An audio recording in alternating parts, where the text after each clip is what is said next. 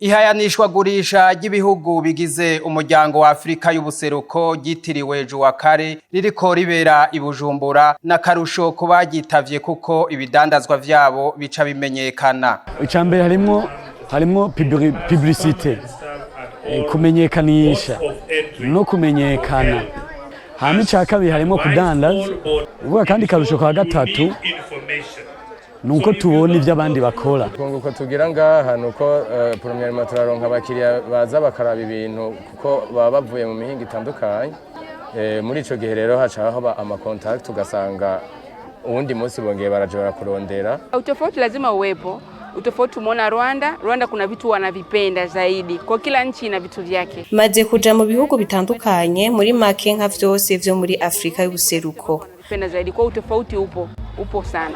Kwa na sisi pia tunaenda muri make tuhigira vyinshi kuko buri gihugu gifise ivyo cisangije. Hambavu y'akarusho n'intambamyingo ntizibuze mu vyo badandaza nkuko babandanya babisigura. Mu ntango nivyo ariko biraza mugabo ku minsi igenda itera yiyongera, n'abakiriya batera biyongera nyene. Mugabo ni buke bugeze uvuga ngo ni cane kuko na publicité kubimenyekanisha yuko hari ibintu biriko birabera ngaha ngo amatwa dusumira kubaba ino ngo vyakozwe umwanya muto. Kenshi hari igihe usanga ugasanga aho umuntu yikora amahera ntiyashoboye kuboneka.